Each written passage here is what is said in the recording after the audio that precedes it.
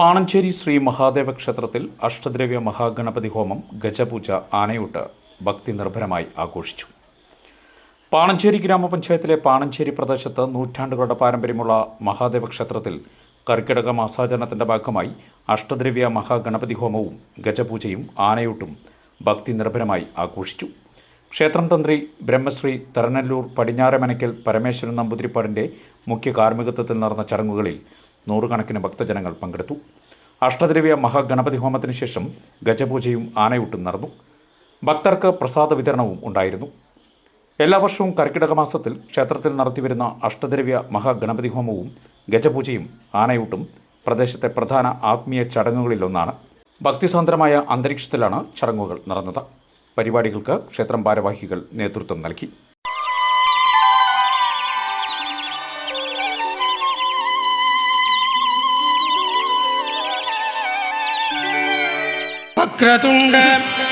വക്രതുണ്ട മഹാകായ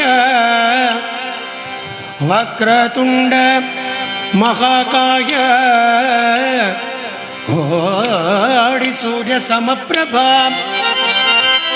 വക്രതുണ്ട മഹാകായ കോടി സൂര്യ സമപ്രഭ സൂര്യകോടി സമപ്രഭ കോടി സൂര്യ സമപ്രഭ നിർവിഘ്നം കുരു മേ ദേവ സർവകാര്യേഷു സർവദാ.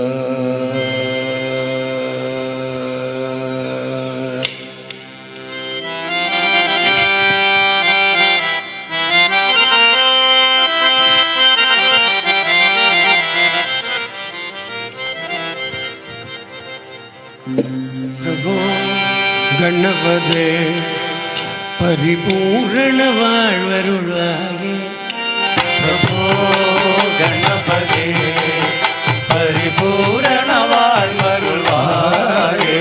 ഗണപതി ഹോമം ചെയ്തത് ആ ഗണപതി ഹോമത്തിൽ കുഞ്ഞായിട്ടുള്ള ഗണപതിയെ ഗന്ധമാന്ന് പറഞ്ഞൊരു ഓമന പേരിൽ വിളിച്ചിട്ടാണ് പൂജയൊക്കെ ഉണ്ടായത്. എങ്കിൽ പിന്നീട് ഈ അടുത്ത സമയത്ത്, അതായത് പിന്നത്തെ സമയത്ത് ഈ ബാലഗണപതി കുറച്ചുകൂടി വലുതായിട്ടുള്ള യൗവനത്തിലേക്ക് അടുത്ത ഭാവത്തിലുള്ള ഗണപതിയാണ് നമ്മൾ ആനയൂട്ടിന് പൂജിക്കുന്നത്.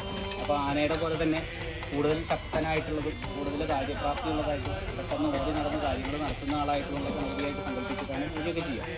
അപ്പോൾ ആ യൗവനയുക്തനായിട്ടുള്ള ആ ഗണപതി വേറി നടന്ന് ഈ തടസ്സങ്ങളെല്ലാം മാറ്റണം, ഐശ്വര്യങ്ങളെല്ലാം തരണമെന്ന് പ്രാർത്ഥിച്ചിട്ട് തൊഴുതു കേട്ടോ.